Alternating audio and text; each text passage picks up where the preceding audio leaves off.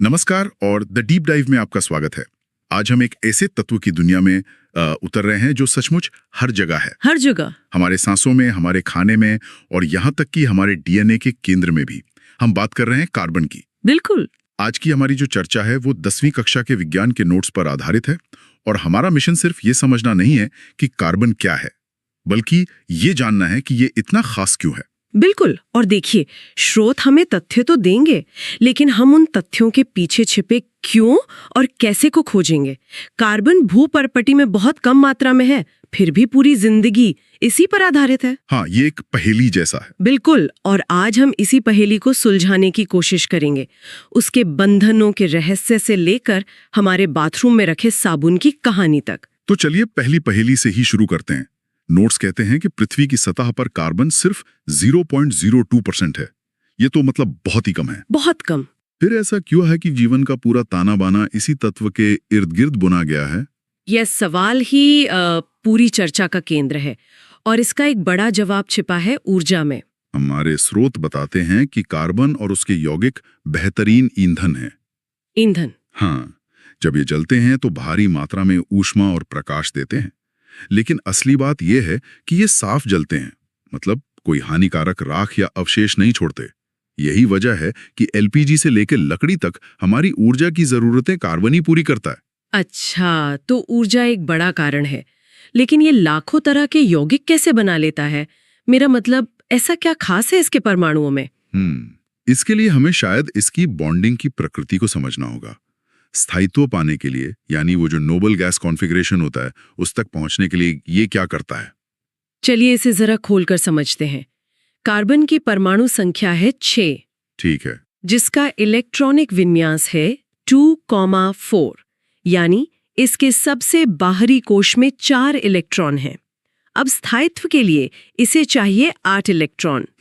तो इसके पास 2 रास्ते हैं, या तो 4 इलेक्ट्रॉन किसी से ले ले या अपने 4 इलेक्ट्रॉन किसी को दे दे। लेकिन दोनों ही रास्ते मुश्किल हैं। मुश्किल क्यों है? सोचिए, अगर ये 4 अतिरिक्त इलेक्ट्रॉन ले लेता है तो इसके नाभिक में 6 प्रोटॉन को 10 इलेक्ट्रॉनों को संभालना पड़ेगा। ये बहुत ही अस्थिर स्थिति होगी। सही। और अगर ये अपने 4 इलेक्ट्रॉन देने की कोशिश करे तो उसके लिए बहुत ज्यादा ऊर्जा लगेगी।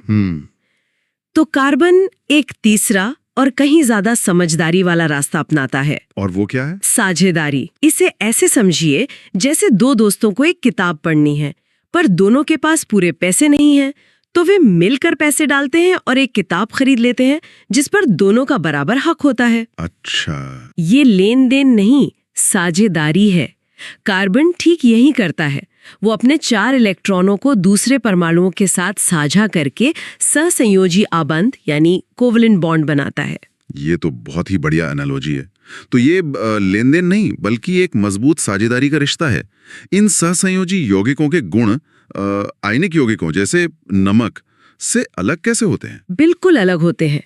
पहली बात, इनकी साझेदारी मजबूत तो होती है, लेकिन अणुओं के बीच का जो आपसी आकर्षण बल है, जिसे हम अंतरा अणुक बल कहते हैं, वो कमजोर होता है। अच्छा। इसीलिए ये यौगिक आसानी से पिघल जाते हैं और उबलने लगते हैं। इनका मेल्टिंग और बॉइलिंग पॉइंट काफी कम होता है। और दूसरी बात, चूंकि इनमें कोई स्वतंत्र आवेशित कण मतलब आयन्स नहीं होते, ये आमतौर पर बिजली के कुछ अलग होते हैं। तो हमने समझा कि कार्बन साझेदारी से मजबूत बंधन बनाता है, लेकिन ये सोचना ही हैरान करता है कि इसी बंधन से दुनिया की सबसे कठोर चीज हीरा भी बनता है और कागज पर लिखने वाला मुलायम ग्रेफाइट भी। हाँ, ये कैसे हो सकता है? चलिए कार्बन के इन अपर रूपों पर बात करते हैं। यहाँ दिलचस्प बात यह है कि रासायनिक रूप से हीरा और ग्रेफाइट दोनों 100% कार्बन है। दोनों। फर्क सिर्फ परमाणुओं की जमावट में है, उनकी बनावट में। स्रोत 3 अपर रूपों का जिक्र करते हैं, हीरा, ग्रेफाइट और फुलरीन। तो हीरे और ग्रेफाइट की बनावट में ऐसा क्या फर्क है कि उनके गुणों में जमीन आसमान का अंतर आ जाता है? देखिए, हीरे में हर एक कार्बन परमाणु 4 दूसरे कार्बन परमाणुओं से एक मजबूत 3D जाल में जुड़ा होता है। ये एक बेहद कठोर और ठोस संरचना है। वहीं ग्रेफाइट में हर कार्बन परमाणु अपने ही तल पर 3 दूसरे परमाणुओं से जुड़कर षटकोणीय परतें बनाता है, और ये परतें एक दूसरे के ऊपर रखी होती हैं और बहुत कमजोर बलों से जुड़ी होती हैं। तो वो फिसल सकती हैं। बिल्कुल, इसीलिए वे एक दूसरे पे फिसल सकती हैं। वाह, तो मतलब मेरी पेंसिल की नोक जो ग्रेफाइट है उसके फिसलने का कारण यही है कि उसकी परतें एक दूसरे पर फिसल रही हैं। आपने बिल्कुल सही पकड़ा। और इसी संरचना के फर्क से गुणों में अंतर आता है। हीरा सबसे कठोर प्राकृतिक पदार्थ है, तो ग्रेफाइट मुलायम और चिकना है। और बिजली का चालन? हाँ, हीरे में कोई मुक्त इलेक्ट्रॉन नहीं होता, इसलिए वो बिजली का कुचालक है, जबकि ग्रेफाइट की परतों में मुक्त इलेक्ट्रॉन घूमते रहते हैं जो उसे सुचालक बनाते हैं। कमाल है, सच में कमाल है कि एक ही तत्व के दो रूप इतने अलग हो सकते हैं। बिल्कुल। अब उस बड़े सवाल पर वापस आते हैं, कार्बन की सर्वतोमुखी प्रकृति। हमने उसकी बॉन्डिंग समझी, लेकिन वो कौन सी दो मुख्य वजहें हैं जो इसे प्रकृति का लेगो ब्लॉक बनाती हैं, जिससे कुछ भी बनाया जा सकता है? बहुत अच्छा सवाल है, और इसका जवाब कार्बन की दो सुपर पावर्स में छिपा है। पहली है श्रृंखलन, यानी कैटनेशन। श्रृंखलन? हाँ, यह कार्बन की खुद के ही परमाणुओं के साथ जुड़कर लंबी लंबी चेन, ब्रांच या रिंग बनाने की अनोखी क्षमता है। कोई और तत्व ऐसा आसानी से नहीं कर सकता। और दूसरी सुपर पावर? दूसरी है इसकी चतुसंयोजकता, मतलब टेट्रावैलेंसी। अच्छा। जैसा हमने बात की, कार्बन के 4 हाथ हैं, यानी ये एक साथ 4 अलग अलग परमाणुओं से जुड़ सकता है। अच्छा। अब इन दोनों गुणों को मिला दीजिए। श्रृंखलन आपको लेगो की लंबी चेन बनाने की ताकत देता है, और चतुसंयोजकता आपको उस चेन पर अलग अलग रंग के ब्लॉक, जैसे ऑक्सीजन, नाइट्रोजन, जोड़ने की आजादी देती है। इन्हीं दोनों गुणों के मेल से डीएनए से लेकर प्लास्टिक तक सब कुछ बनता है। प्रकृति का लेगो ब्लॉक, ये एकदम सही तरीका है इसे समझने का।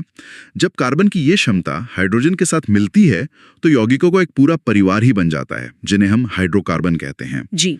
इनके भी प्रकार होते हैं क्या? हाँ, इन्हें हम 2 मुख्य श्रेणियों में बांट सकते हैं, संतृप्त और असंतृप्त, सैचुरेटेड और अनसैचुरेटेड। ठीक है। संतृप्त हाइड्रोकार्बन वे होते हैं जिनमें कार्बन परमाणुओं के बीच केवल एकल आबंध, सिंगल बॉन्ड होते हैं। ये काफी स्थिर और कम अभिक्रियाशील होते हैं। और असंतृप्त, क्या इसका मतलब ये है कि हमारे किचन में जो तेल अनसैचुरेटेड और घी सैचुरेटेड हैं, वे रासायनिक स्तर पर बस इन बॉन्ड्स का ही खेल हैं?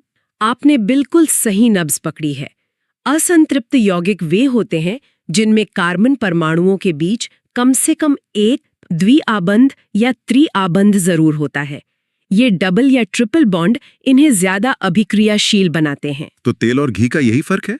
हाँ, वनस्पति तेल असंतृप्त वसा होते हैं और घी या मक्खन संतृप्त वसा। यह अंतर सिर्फ एक बॉन्ड का है, लेकिन हमारी सेहत पर इसका बड़ा असर पड़ता है। एक मिनट, नोट्स में एक और शब्द है, समजातीय श्रेणी या होमोलोगस सीरीज। इसमें कहा गया है कि मिथेनॉल और एथेनॉल के रासायनिक गुण लगभग समान हैं, पर वो तो अलग-अलग यौगिक हैं। ऐसा कैसे? ऐसा इसलिए होता है क्योंकि वे एक ही परिवार के सदस्य हैं। समजातीय श्रेणी यौगिकों की एक ऐसी श्रृंखला है जिसमें एक ही प्रकार का पहचान चिन्ह यानी प्रकार्यात्मक समूह, फंक्शनल ग्रुप, जुड़ा होता है। अच्छा। मेथेनॉल और एथेनॉल दोनों में अल्कोहल यानी OH समूह है। यही समूह उनके रासायनिक व्यवहार को तय करता है, ठीक वैसे ही जैसे एक ही सरनेम वाले लोग एक ही परिवार के होते हैं। तो इस परिवार के सदस्यों में क्या समानता है और क्या अंतर होते हैं? समानता यह है कि सबके रासायनिक गुण लगभग एक जैसे होते हैं, और अंतर यह है कि हर अगले सदस्य में एक कार्बन और 2 हाइड्रोजन, मतलब CH2 का फर्क होता है। जैसे जैसे ये चेन लंबी होती जाती है, अणु का भार बढ़ता है, और इससे उनके भौतिक गुण जैसे गलनांक और क्वथनांक एक नियमित क्रम में बढ़ते जाते हैं। ये तो बहुत व्यवस्थित है। चलिए अब देखते हैं कि ये यौगिक असल में करते क्या है। दहन की बात हमने शुरू में की थी, क्या संतृप्त और असंतृप्त यौगिकों के जलने के तरीके में कोई फर्क होता है? हाँ, एक बहुत बड़ा और आसानी से दिखने वाला फर्क है। जब संतृप्त हाइड्रोकार्बन्स जैसे कि हमारी रसोई गैस जलते हैं तो वे नीली और साफ ज्वाला देते हैं। सही। लेकिन जब असंतृप्त हाइड्रोकार्बन जलते हैं, जैसे मोमबत्ती, तो वे पीली और कज्जली, मतलब सूटी ज्वाला के साथ जलते हैं, जिसमें से धुआं और कालिख निकलती है। और स्रोत में अम्लीय वर्षा का भी जिक्र है, उसका इससे क्या लेना देना है? देखिए, जब हम कोयला और पेट्रोलियम जैसे जीवाश्म ईंधन जलाते हैं तो कार्बन के साथ साथ उनमें मौजूद सल्फर और नाइट्रोजन भी जलते हैं। इससे सल्फर और नाइट्रोजन के ऑक्साइड बनते हैं जो हवा में जाकर बारिश के पानी के साथ मिलकर अम्ल बनाते हैं और अम्लीय वर्षा के रूप में धरती पर गिरते हैं। नोट्स में 2 और अभिक्रियाओं का जिक्र है, संकलन और प्रतिस्थापन, एडिशन और सब्स्टिट्यूशन। क्या ये वैसे ही हैं जैसे इनके नाम से लग रहा है? जी, काफी हद तक। संकलन अभिक्रिया का मतलब है जुड़ना। ये असंतृप्त यौगिकों का खास गुण है।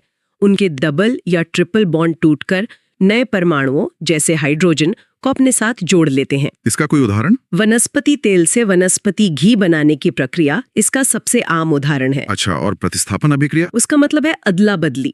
ये संतृप्त यौगिकों में होती है जहां एक हाइड्रोजन परमाणु को हटाकर उसकी जगह कोई दूसरा परमाणु जैसे क्लोरीन ले लेता है। चलिए अब 2 बहुत ही महत्वपूर्ण कार्बन यौगिकों पर बात करते हैं, एथेनॉल और एथेनॉइक अम्ल। एथेनॉल को तो हम आम भाषा में अल्कोहल कहते हैं। इसके क्या गुण हैं? एथेनॉल एक रंगहीन द्रव है जो पानी में पूरी तरह घुल जाता है। ये सभी अल्कोहलिक पेय का मुख्य हिस्सा है। इसके अलावा इसका उपयोग दवाओं में जैसे टिंक्चर आयोडीन में और एक अच्छे विलायक के रूप में भी होता है। और एथेनॉइक अम्ल, इसे एसिटिक अम्ल भी कहते हैं और ये सिरके में पाया जाता है। बिल्कुल, एथेनोइक अम्ल का 3-4% घोल ही सिरका विनेगर कहलाता है, जिसे हम अचार और चटनी में इस्तेमाल करते हैं। इसका स्वाद खट्टा और गंध तीखी होती है। अच्छा, एक बात बताइए, स्रोत में लिखा है कि शुद्ध एथेनॉइक अम्ल को ठंडा करने पर वो जम जाता है, सच में? हाँ बिल्कुल, वो बर्फ की तरह जम जाता है। इसीलिए इसे ग्लेशियल एसिटिक अम्ल भी कहते हैं। हमारे घरों का सिरका तो सिर्फ 3-4% घोल होता है, इसलिए वो फ्रीजर में नहीं जमता। इसकी एक बहुत प्रसिद्ध अभिक्रिया है एस्टरीकरण। ये क्या है? जब एथेनोइक अम्ल और एथेनॉल को एक साथ गर्म किया जाता है तो वे मिलकर एक नया यौगिक बनाते हैं जिसे एस्टर कहते हैं। एस्टर की गंध बहुत मीठी और फलों जैसी होती है। फलों जैसी? हाँ, ज्यादातर फलों की जो अपनी एक खास खुशबू होती है वो इन्हीं एस्टर की वजह से होती है। इत्र और खाने के फ्लेवर बनाने में इनका बहुत इस्तेमाल होता है। वाह! अब अंत में कार्बन के सबसे जरूरी दैनिक उपयोग पर आते हैं, साबुन और अपमार्जक। ये काम कैसे करते हैं? कपड़ों से मैल निकालने का रहस्य क्या है? इसका रहस्य साबुन के अणु की दोहरी प्रकृति में छुपा है। साबुन असल में लंबी कार्बन श्रृंखला वाले कार्बोक्सिलिक अम्लों के सोडियम या पोटेशियम लवण होते हैं। ठीक है। इस अणु के 2 सिरे होते हैं। एक सिर जिसे जलरागी कहते हैं, उसे पानी से प्यार होता है, और एक लंबी पूंछ जिसे जल विरागी कहते हैं, उसे पानी से नफरत लेकिन तेल और मैल से दोस्ती होती है। तो ये 2 मुंह वाला अणु मैल कैसे साफ करता है?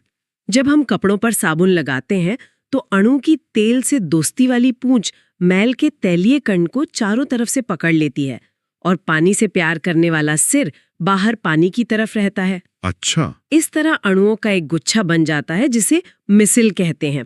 यह मिसिल एक तरह का कैप्सूल है जिसके अंदर मैल कैद हो जाता है। जब हम पानी डालते हैं तो पानी बाहरी सिरों को खींचता है और पूरा कैप्सूल मैल के साथ बह जाता है। ये तो सफाई का बहुत ही स्मार्ट तरीका है। लेकिन एक आम समस्या है कि साबुन कठोर जल, हार्ड वाटर में काम नहीं करता, झाग ही नहीं बनता। ऐसा क्यों? कठोर जल में कैल्शियम और मैग्नीशियम के आयन होते हैं।